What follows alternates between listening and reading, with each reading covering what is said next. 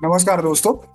इस ट्यूटोरियल में आज हम लोग ये सीखने वाले हैं कि विजुअल स्टूडियो कोड का यूज करके हमारे लोकल होस्ट को फॉरवर्ड कैसे करना है और उसे पब्लिक कैसे करना है, ताकि क्या हो सके कि हमारा जो लोकल होस्ट है वो हमारे कंप्यूटर के बाहर किसी भी डिवाइस पे रन किया जाए।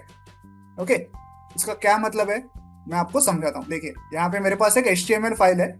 अगर मैं इस फाइल को ब्राउजर में रन करूं तो देखिए यहाँ पे मेरी फाइल जो है वो क्रोम ब्राउजर में रन हो चुकी है। अब यहाँ पे आप ये यूआरएल देखिए, ये जो यूआरएल है ये लोकल होस्ट है मेरा। ओके, ये सिर्फ मेरे मशीन पे ही रन करेगा। अगर मैं इस यूआरएल को कॉपी करके किसी और कंप्यूटर पर रन करूं या मेरे खुद के मोबाइल डिवाइस में अगर रन करूं तो वहां पे ये रन नहीं होगा, क्योंकि ये लोकल होस्ट का यूआरएल है। ये सिर्फ मेरे इस डिवाइस तक ही सीमित है, मेरे कंप्यूटर तक ही सीमित है। तो अब इस लोकल होस्ट को फॉरवर्ड कैसे करना है, इसका ये पोर्ट जो है, पोर्ट नंबर 5500, इसको फॉरवर्ड कैसे करना है और इसे इस पूरे यूआरएल को पब्लिक कैसे करना है, ताकि मेरे डिवाइस के बाहर भी कोई दूसरा यूजर इसे उसके खुद के डिवाइस पे, खुद के मोबाइल डिवाइस पे या खुद के कंप्यूटर डिवाइस पे भी यूज कर पाए। ये आज हम लोग सीखने वाले हैं। इसके लिए हमें विजुअल स्टूडियो कोड का यूज करना पड़ेगा। ओके, उसी आईडी में ये फीचर जो है वो अवेलेबल है। चलिए देखते हैं कैसे करना है। सबसे पहले आपको यहाँ पे मेन्यू ऑप्शन में जाना है और व्यू मेन्यू में जाना है। व्यू मेन्यू में सबसे नीचे देखिए यहाँ पे टर्मिनल करके एक ऑप्शन है, इसे आपको क्लिक करना है। देखिए ऐसा एक पैनल ओपन हो जाएगा। यहाँ पे पोर्ट्स नाम का एक ऑप्शन है, पोर्ट्स, इसे क्लिक करना है। यहाँ पे फॉरवर्ड पोर्ट, इस बटन को क्लिक करना है। आप यहाँ पे देखिए पोर्ट नंबर और एड्रेस, ऐसा एक बॉक्स यहाँ पे आया हुआ है। यहाँ पे हम हमारा लोकल होस्ट का जो पोर्ट नंबर था ना उसे लिखेंगे। देखिए लोकल होस्ट में पोर्ट नंबर क्या था, 5500, तो हम वहां भी लिखेंगे 5500 और मैं एंटर करूंगा। तो देखिए यहाँ पे कुछ काम शुरू हो गया। देखिए कुछ काम शुरू हो गया।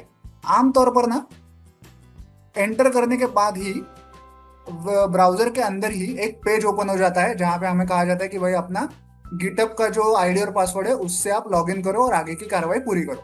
लेकिन कभी कभी ये प्रक्रिया बीच में रुक जाती है और ऐसा ही एक मैसेज हमें लगातार दिखाई देता है।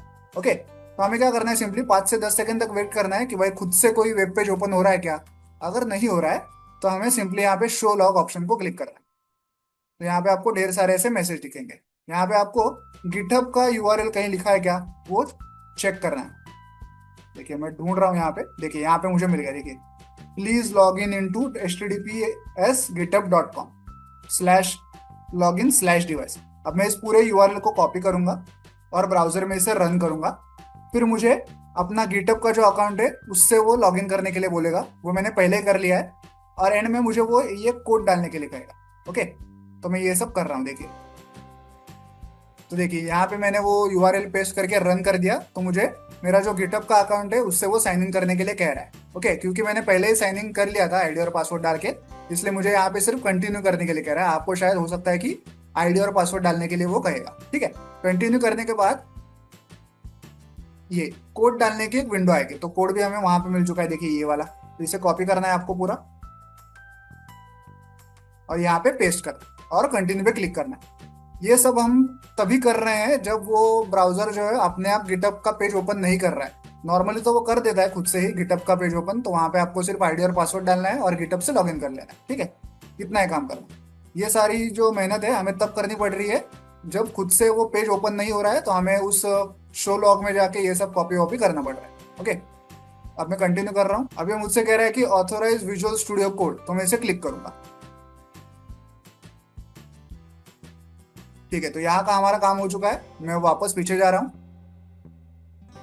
देखिए वापस मैं विजुअल स्टूडियो कोड में आ रहा हूँ। यहाँ पे हम लोग पोर्ट्स में जाएंगे और अब यहाँ पे देखिए, यहाँ पे एक एड्रेस हमें मिल चुका है और यहाँ पे विजिबिलिटी अभी प्राइवेट है, हमें इस विजिबिलिटी को पब्लिक करना पड़ेगा। ठीक है, तो मैं यहाँ पे इस एड्रेस को राइट क्लिक करूंगा, यहाँ पोर्ट विजिबिलिटी में जाऊंगा और यहाँ पे इसे पब्लिक कर दूंगा। ठीक है, यहाँ पे एक बार कंटिन्यू को क्लिक करना है।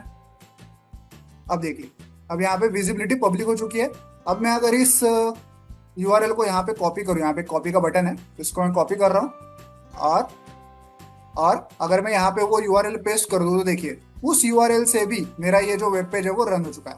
अब मैं अगर इस यूआरएल को किसी दूसरे डिवाइस में भी, किसी दूसरे कंप्यूटर में अगर मेरे मोबाइल में भी रन करूँ तो वहां पे भी ये रन अच्छे से हो जाएगा। ओके, तो अगर मान लीजिए आप कोई वेबसाइट डेवलप कर रहे हैं, आपको क्लाइंट को आपका आउटपुट सेंड करना है, तो आमतौर पर क्या करना पड़ता है आपको, पूरा वेबसाइट जो है वो सर्वर पे लोड करना पड़ता है, फिर जाके आपके क्लाइंट को वो दिखता है।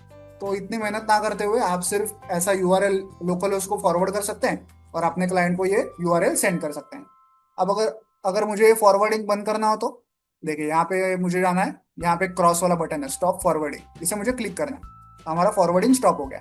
अगर मैं इस यूआरएल को वापस रन करूं अभी, देखिए अब अगर मैं इस यूआरएल को रन कर रहा हूं तो वो वेब पेज ओपन नहीं हो रहा, क्योंकि मैंने पोर्ट को फॉरवर्डिंग करना अभी बंद कर दिया है। ठीक है, तो इस प्रकार से आप विजुअल स्टूडियो कोड का यूज करके अपने लोकल उसको फॉरवर्ड कर सकते हैं और उसे पब्लिक कर सकते हैं। आई होप आपको ये वीडियो अच्छा लगा होगा। वीडियो को एंड तक देखने के लिए धन्यवाद। Thank you.